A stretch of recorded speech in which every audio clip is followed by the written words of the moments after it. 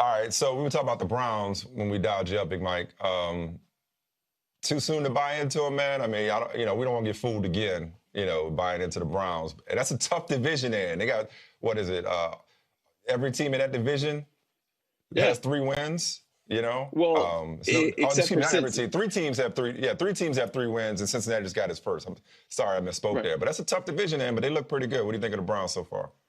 Oh, it's an extremely tough division. I think that you can look at it and see positive. You see signs of growth. Nobody expected that they were going to overtake Baltimore this year, or that they're going to overtake Pittsburgh now that Pittsburgh is back and Big Ben is healthy and everything like that. But they're competitive.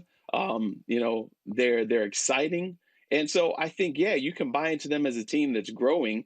Maybe they're a couple years off, but still, just know that okay, growing pains are still going to happen throughout the rest of the season.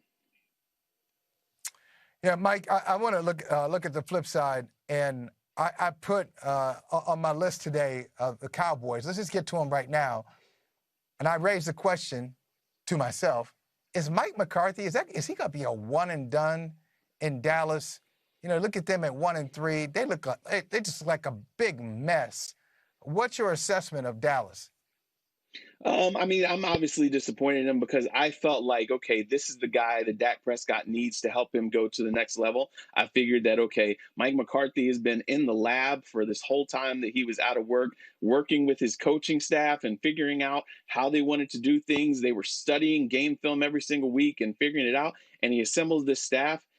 And this is what they have to show for it. This still looks like the Cowboys of old, lots of penalties, lots of turnovers. They lead the league in turnovers, 6 lost fumbles, 3 interceptions. Their defense can't stop anybody. All those names that they've got assembled there, they're not gelling. And so you wonder, okay, they didn't have an offseason program. They didn't have preseason. So we should give them a little bit of grace right there. But still, I expected much better from this Cowboys team.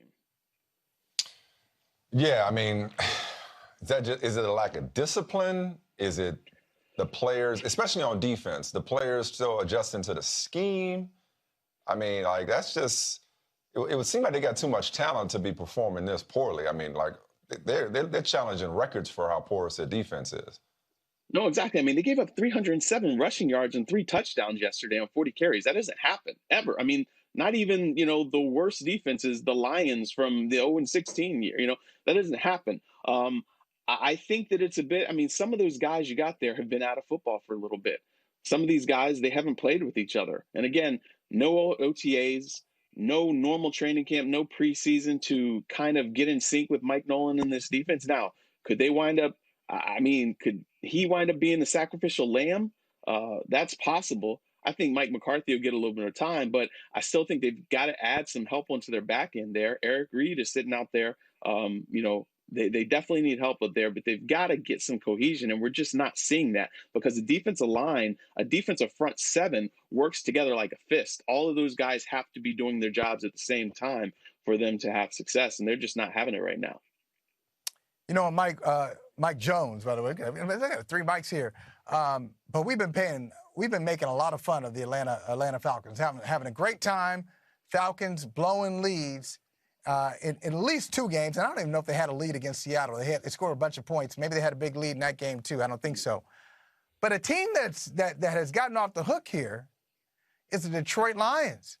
They get leads all the time. They were up 14-0 yesterday. They blow that game. They were up early, first game of the season. They blow that one. And this is the year that Matt Patricia was told. Oh, wait, Michael. No, Michael, no. We got to get it right, Michael. Hold on. 6 straight games in which they led by 10 or more points. That's the longest streak in NFL history. They've lost 6 straight games where they've led by 10. Continue. Just wanted to get that out there. Continue. But I'm saying, and this year for sure. Okay, every game they've had leads and they've blown them. But this is the year that Matt Patricia was supposed to be, proving himself to the organization. Do you think he'll make it through the season? That's a good question. I wouldn't be surprised if he does not. When you look at this, I don't see accountability. Even yesterday, his explanation saying, look, when I took over this team, it needed a lot of work, and so that's what we're trying to do right now. That team had won 3 of the last 4 seasons. They made the playoffs twice under Jim Caldwell, and they thought that he could elevate them. Instead, he's run them into the ground. They lost 11 straight last year. After starting the year 2-0, I think it was like they won like 1 out of the next 13 games, this team is not progressing. This guy was supposed to bring in the Patriot way. He's gotten Patriots players and signed them and everything like that, but it has not paid off. You don't see excellence out of any high standard of play out of either side of the ball. You've got a talented quarterback. You're wasting him. I don't see how Matt Patricia comes back for another season, and this thing could get ugly enough that I don't see how he makes it through the rest of the year.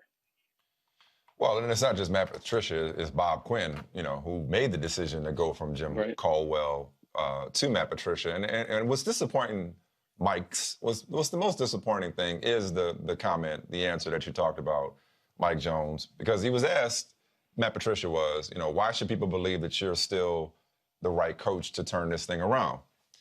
Now, that is a tough question, a legitimate question and a fair question, but a tough question. And he needed to answer it better than he did. He needed to answer it and not come off as though he's suggesting what the facts, would completely go against.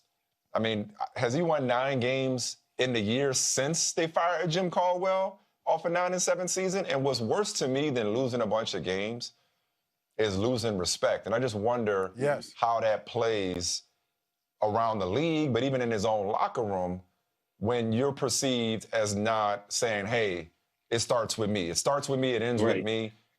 My record, as my mentor's mentor said, you are what your record says you are. My record's not good. Something that would just recognize that you're looking inwardly as opposed to, well, there was a lot of work to do when I got here. Well, clearly you're not the guy for the job. You know what I mean? That's the part that worries me about Matt Patricia. Is that that's just not a way you want to conduct yourself. Am I making sense? No, absolutely. You would not want your left tackle to say, hey, man, well, I got a trash guard next to me and the tight end doesn't hit its blocks or anything like that. No, you say, coach, I've got to do better. So he should say, well, I know that I'm putting everything I can into this. I know that I've got my players' best interests at heart and we are in this together. Don't go talk about somebody who was before you if you have not topped them. Say that, Caldwell had gone 0-16 for 2 straight years and you won 2 games then maybe you could say, hey, we've got a young roster, we're turning it over, fitting it to our image, but don't make it sound like you inherited something so bad when you have not achieved anything close to the standard that was already set. Hi, I'm Mike Tirico, and thanks for watching. Make sure to hit subscribe for the latest news and highlights from NBC Sports.